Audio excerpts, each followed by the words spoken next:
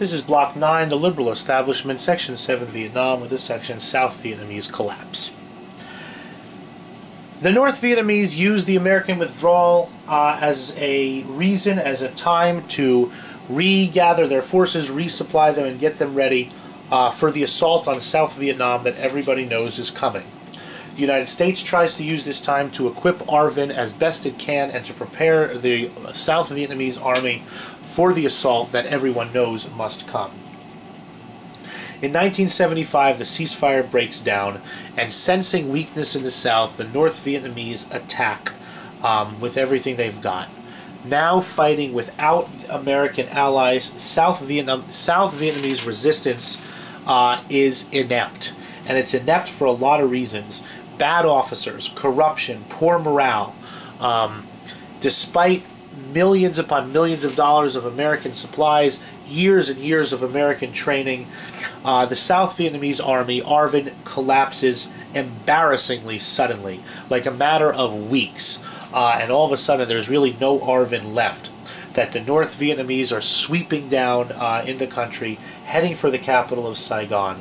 President Ford, by now Nixon has resigned, President Ford begs Congress to vote the South Vietnamese more money, more weapons. He asks for an American continuation of the bombing in North Vietnam. Congress refuses. They refuse to send the South Vietnamese one more check, one more tank, one more bullet, and they pretty much laugh in President Ford's face when President Ford says, if we don't get the Air Force in there, then the South Vietnamese government will collapse.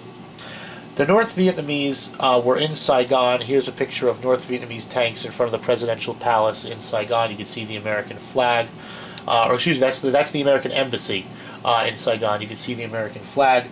They were in Saigon in a matter of weeks. So fast that the remaining Americans in South Vietnam and the remaining kind of big South Vietnamese who had helped the United States had to be evacuated from the roof of the American embassy by helicopter. And here's the picture. It's a picture that has come to symbolize American defeat in Vietnam. That here's obviously all of these dozens and dozens of people desperate to get out of South Vietnam. They are Vietnamese, they have helped the United States, and now they know very well what fate awaits them if they can't get away. And American troops were forced to they obviously can't all fit on that helicopter.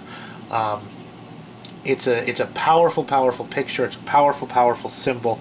And to make a long story short, Vietnam was united under communist rule. That the South Vietnamese government collapsed. South Vietnam was declared to be not a country anymore. That Vietnam was one country.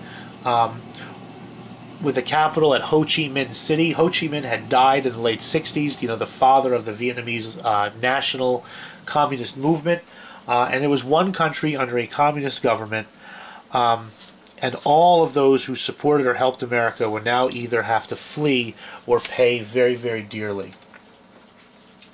Many of them chose to try to flee.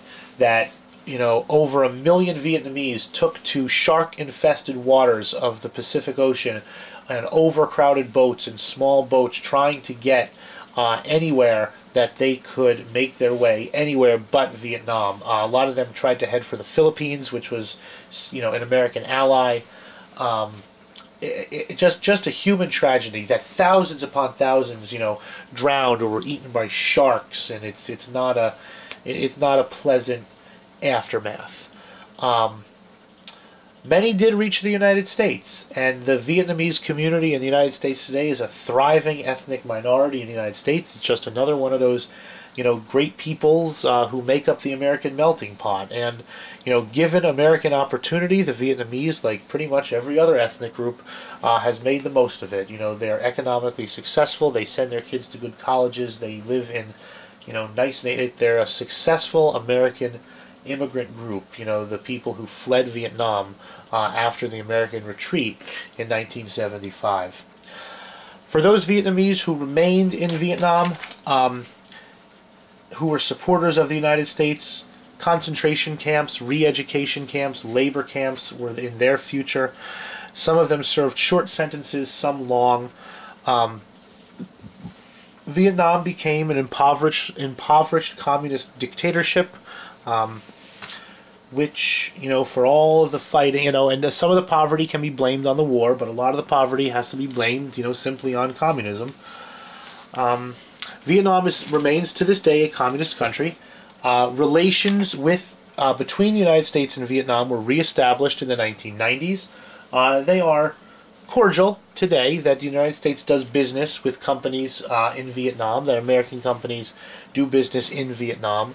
But the scars of the war in Vietnam, will take many, many, many generations to fully heal. That, all that American bombing and fighting, killed a whole heck of a lot of Vietnamese. And the communists killed a lot of non-communists in Vietnam. That, war brings violence, and violence brings hatred, and hatred doesn't really lead anywhere. Anywhere good, at least. So Vietnam is a scarred country, still today, even though, the bombs stopped dropping almost 40 years ago now.